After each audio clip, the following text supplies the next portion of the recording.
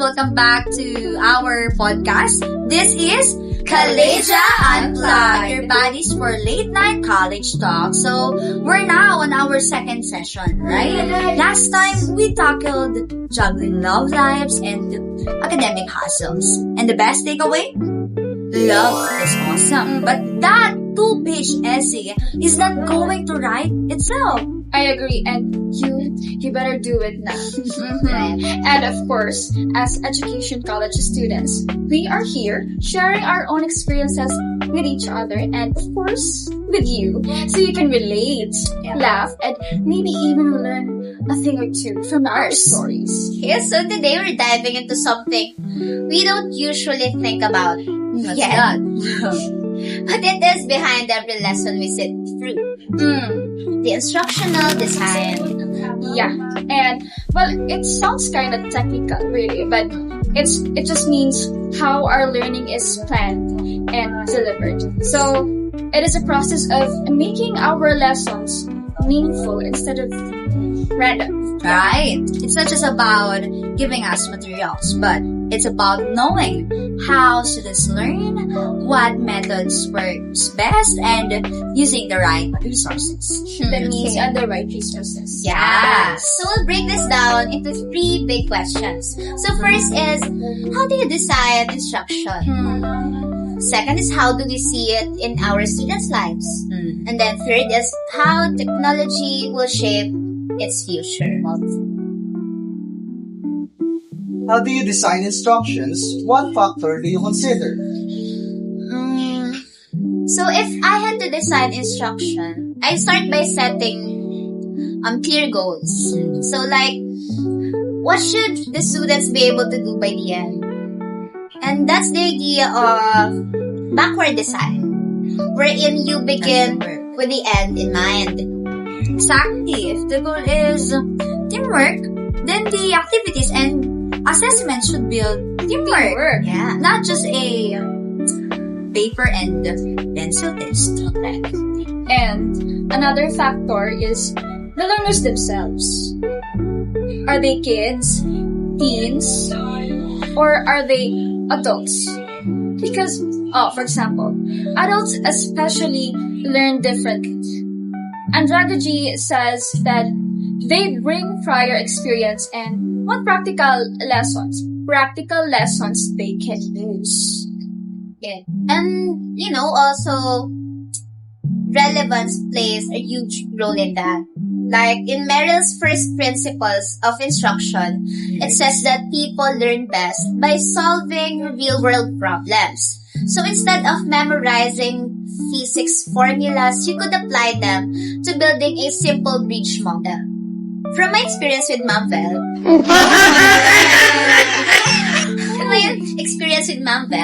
relevance is huge. In our English class, do you remember? Yeah. In our English class, I can never forget that. The old times. Instead of just memorizing grammar rules, she had us read sentences from real-life context and then create our own examples.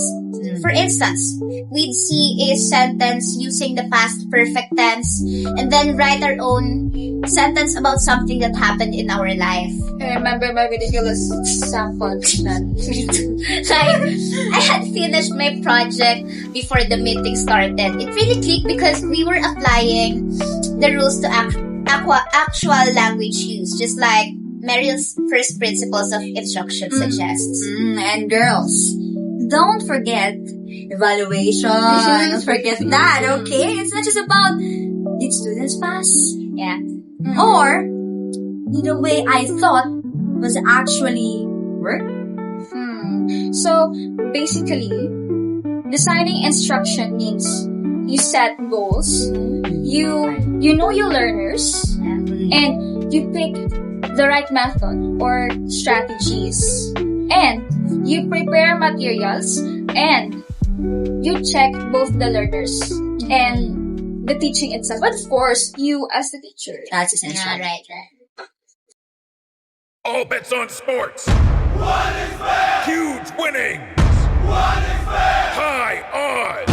What is fair? Fast pay. What is fair? What is fair? Record Company. In your current practice, how does instructional design come into play? What does it mean to you? What does it mean to us? Well, honestly, I notice it most when teachers break lessons down, like step by step, and that's elaboration. Yes. Theory, going from simple to complex. And actually, it's very effective because it keeps us from feeling, overwhelmed. You know what? I see it in scaffolding too. Like when a teacher guides us at first and then lets us do it ourselves slowly. And that is Vygotsky's zone of proximal development. Like learning. By doing. Yeah. So without it, some topics would feel impossible. For me, from experience, instructional designs shows up when the teacher explain learning goals before starting. Okay, it's like, here's what we'll achieve for today. You see, it gives direction and makes class, feel very possible. Yeah. And the activities such as group projects, case studies, debates. My girl. No. I like debates. These are the design to help us apply what we learn way better than just memorizing, Right. Also, the quizzes and the feedback, it also shows, instructional design. It's not just about grading. It is about checking if the instruction works. And in addition to that, instructional design means learning feels organized, intentional, and easier to follow. Okay, organized, intentional, and easier to follow. Right? And classes aren't confusing. They actually make sense. And I remember from my experience, our prof ed instructor. Who's the prof? Oh, yeah. Remember what I did that time? The good time? Yeah. Okay, that instructor teaching us that setting proper and attainable objectives is key for both the teacher and especially our students. And it means you're teaching. In our English class, for example, the objective was clear, and it must be. It should be. Always.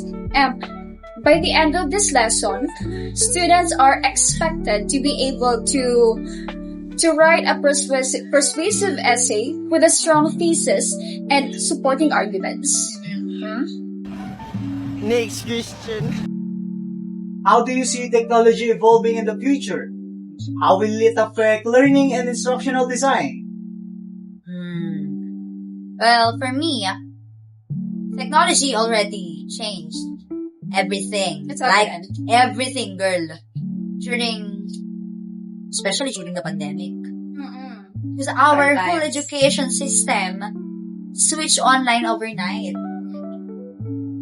Classes like, classes that used to be face-to-face were suddenly on Zoom, Google Classroom, or other online platforms. And I remember logging in. What did you do?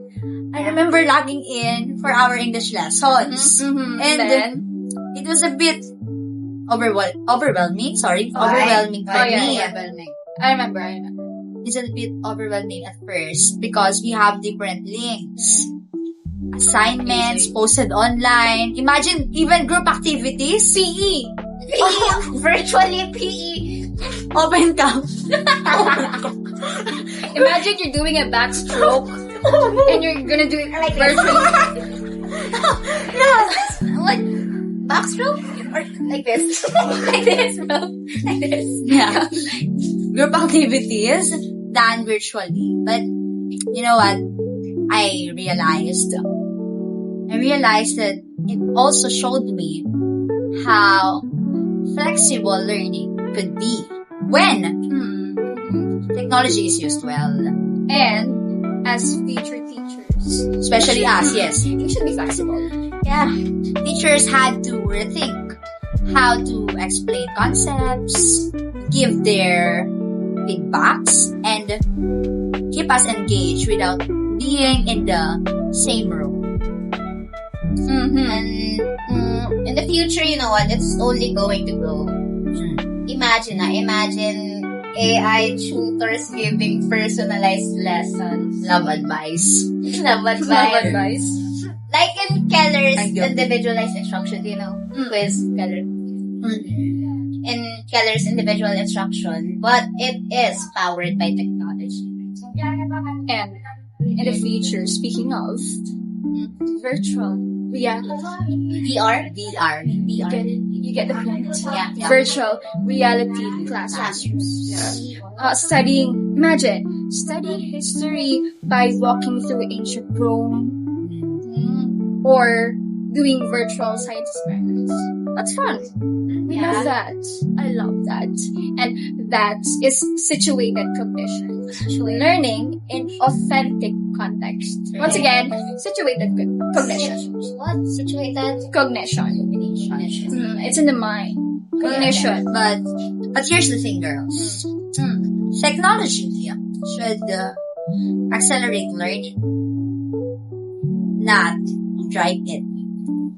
Pedagogy comes first, and otherwise we just get flashy apps that don't really help. That one up. Feel free too much. That's money up. So, technology will also make learning more global. We could be working on projects with students from all over the world, like I want that. China, Elizabeth. I didn't expect you to mention that. Can you, Miss Elizabeth, can you grace us with some of your Chinese words? Please. Thank you further with this. But for you girls,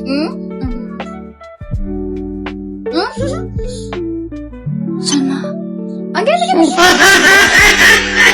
Sama. Shama? Shama. Shanma. What does it mean?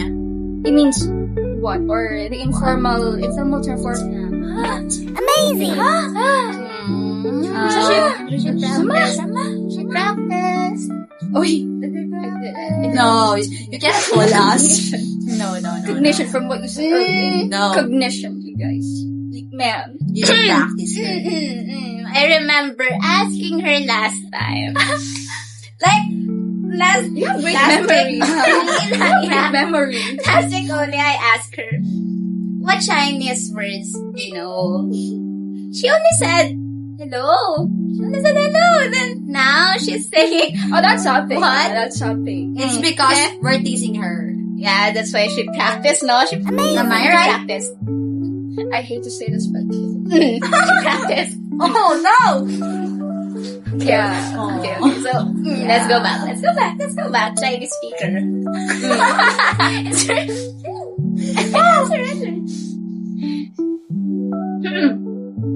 So yeah. Okay. Enough for Chinese words, okay? No Chinese. So yeah. Technology will make instructions more personalized, interactive, and connected. PIC. But keep in mind, as for educators, the design has to make it meaningful and not just cool or aesthetically pleasing. Like, I love that. I like seeing that. No. It should be meaningful, properly, and right. So, to wrap it up, instructional design is like the secret recipe for good learning, like magic sarap. Magic sarap. Okay. That's his name. I love it. So, instructional design is all about the goals, the methods, the learners, and the constant improvement. And we see it in the way our classes are structured. the activities we do, and the feedback we get. And in the future, Like 10 years from now. probably, Yeah. technology is gonna push it even further. But only if, What? Only if. Only if. Only it's used wisely. Wisely. And I guess that's all for today. Thank you guys for listening. And again, we are Kallejah Unplugged. See you to our next podcast.